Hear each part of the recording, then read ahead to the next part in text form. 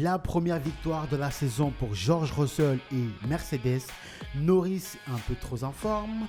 Est-il aussi le nouveau problème de Max Verstappen? Les pilotes Ferrari pas assez compétitifs. Ce week-end avait lieu le Grand Prix d'Autriche et on a eu le droit à quelques belles surprises. Bonjour à tous et bienvenue sur cette nouvelle vidéo.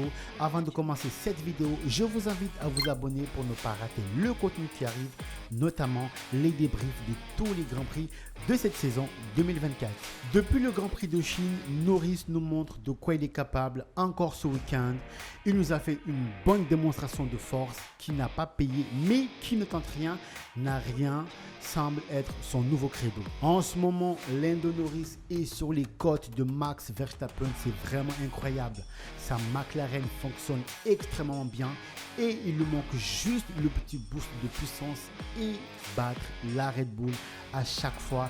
Et on le sent, cette puissance va arriver tôt ou tard. Attention à Verstappen, Norris a soif de victoire et le plus gros problème de Verstappen actuellement, c'est Sergio Perez.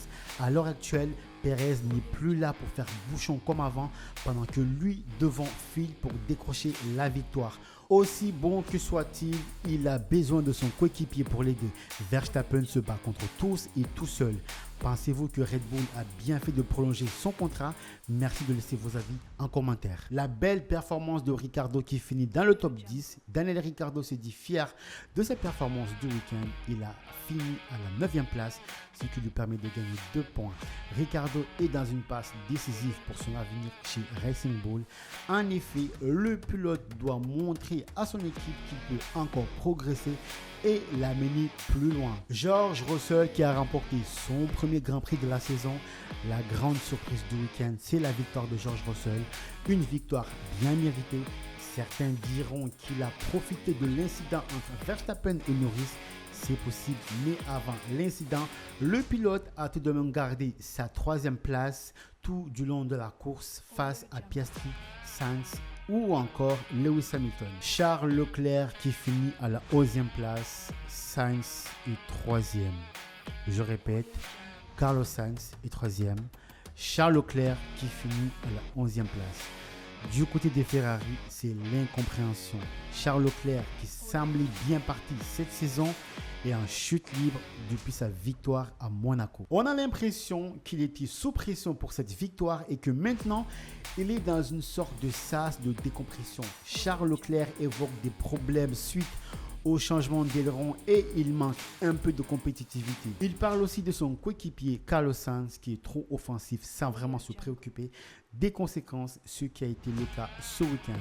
On espère que le pilote monégasque va se reprendre pour mener l'écurie au plus haut et surtout ne pas trop perdre de place dans le classement des pilotes de cette saison. L'autre grand moment de ce Grand Prix, c'est l'accrochage entre Norris et Verstappen.